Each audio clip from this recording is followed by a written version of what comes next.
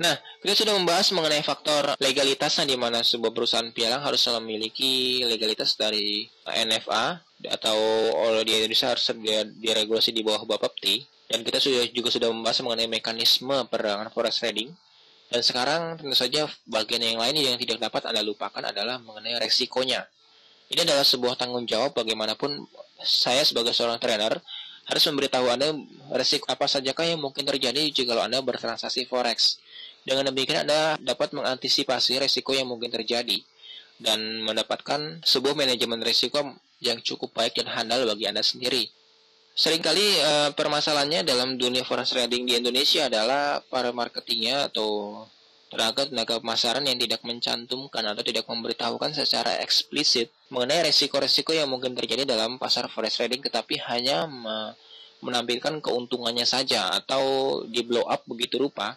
Dengan demikian nasabah atau investor tidak mengetahui apakah resiko yang mungkin terjadi dalam perdagangan forexnya. Dan ketika sudah mereka mengalami kerugian, maka cenderung mereka akan menyalahkan semua pihak, termasuk marketing, dan memang meskipun marketing adalah salah. Tetapi dalam hal ini, jika Anda melakukan sebuah investasi tetapi Anda mendapatkan kerugian di sana, maka satu-satunya orang yang patut Anda salahkan bukanlah marketing Anda atau perusahaan tempat Anda menanamkan dana tersebut, tetapi hanyalah Anda sendiri secara pribadi. Bahkan jikalau perusahaan tersebut melakukan kecurangan sekalipun, maka tetap yang patut disalahkan hanyalah diri kita secara pribadi. Mengapa demikian? Karena memang dalam hal ini kitalah yang memiliki uangnya, dan kitalah yang menentukan apakah kita mau berinvestasi atau tidak. Tidak ada satu orang pun yang dapat memaksa Anda untuk mengeluarkan uang Anda. Dan mereka hanya melakukan membujuk Anda begitu rupa supaya Anda mengeluarkan uang Anda. Tapi menjadi tanggung jawab Anda untuk mengetahui dan menyelidiki akan sejauh mana kemungkinan keuntungan dan resiko-resiko yang mungkin terjadi. Dan Anda tidak menyelidiki resiko tersebut dan ketika mengalami kerugian, maka tentu saja itu adalah salah kita karena kita tidak menyelidiki dan mengetahui lebih lanjut. Nah saudara, resiko apa saja yang mungkin terjadi dalam forex trading? Yang pertama adalah mengenai capital loss possibility-nya.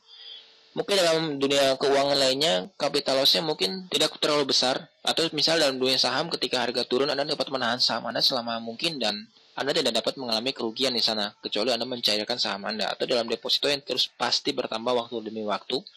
Tetapi dalam forex trading bisa mengalami kerugian bahkan mencapai 100%.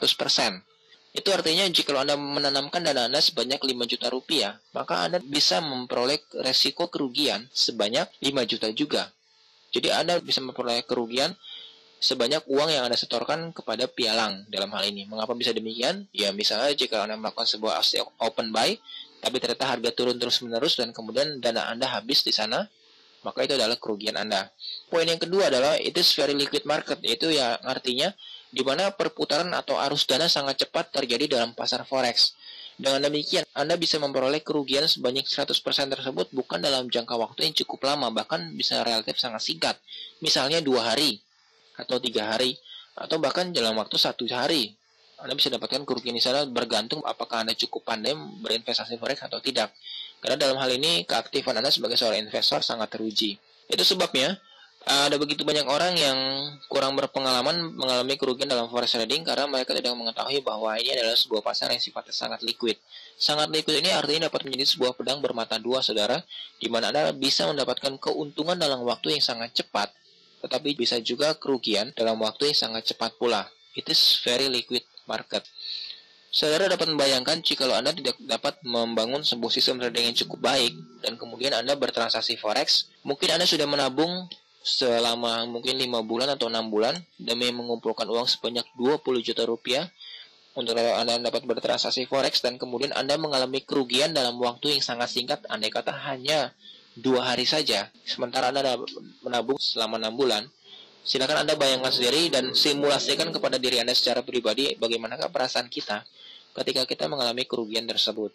Itu sebabnya selalu saya nasihatkan kepada peserta-peserta trading saya dan mereka-mereka yang membuka investasi open account melalui belajarforex.com bahwa sangat disarankan Anda menggunakan uang yang Anda gunakan dalam bertransaksi forex adalah uang yang sifatnya sangat taktis atau dana yang bukan dana yang sangat penting sifatnya.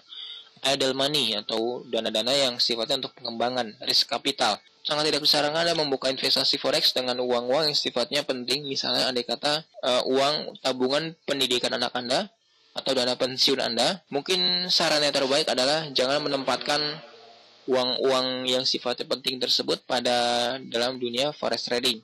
Anda mungkin dapat menempatkannya pada pasar asuransi atau deposito yang sifatnya risknya tidak terlalu besar. Tapi forex trading mungkin tidak tepat bagi dana uang-uang tersebut, karena jika mengalami kerugian maka hidup Anda akan berantakan di sana. Bayangkan jika kita menggunakan dana pendidikan anak kita untuk bertransaksi forex dan kemudian kita mengalami kerugian, maka anak kita tidak akan sekolah. Tapi jika Anda menggunakan dana yang sifatnya idle, maka tentu saja jika mengalami kerugian mungkin Anda mengalami kesedihan, itu pasti, tetapi hidup kita tidak berantakan di sana. Dan yang ketiga, poin ketiga adalah sebuah istilah dalam pasar forex trading, yaitu Holy Grail, di mana sebuah metode atau cara bertrading yang sanggup memberikan pada Anda keuntungan yang mutlak, dan kabarnya saudara tidak ada sebuah standar Holy Grail di sana. Artinya ada begitu banyak sebuah metode trading yang sangat baik dan dikeluarkan oleh orang-orang yang sangat teruji juga. Tetapi itu bukan berarti menjadi sebuah jaminan di mana Anda dapat bertransaksi forex dan mendapatkan keuntungan di sana dengan metode tersebut. Semua sistem pasti memiliki sebuah kekurangan atau saat-saat di mana sistem tersebut mengalami kerugian terhadap market yang ada, karena bagaimanapun market bersifat sangat dinamis. Jadi, there's no standard Holy Grail, dan tiap-tiap orang memiliki standar cara bertrading yang berbeda-beda. Anda dapat mengikuti akan sistem trading dari seseorang yang sangat hebat, tetapi itu tidak menjadi sebuah jaminan di mana Anda mendapatkan keuntungan di sana. Karena bagaimanapun, tiap-tiap orang memiliki psikologi yang berbeda-beda dan sifat yang berbeda-beda. Itulah yang menyebabkan mengapa tiap-tiap orang bertrading dengan cara yang berbeda-beda juga. Dengan demikian, Anda tidak dapat menyamakan sistem trading saya dengan sistem trading Anda. Mungkin bagi Anda adalah profit, tetapi belum tentu jika itu diterapkan pada saya, itu juga mendatangkan profit. Kenyataannya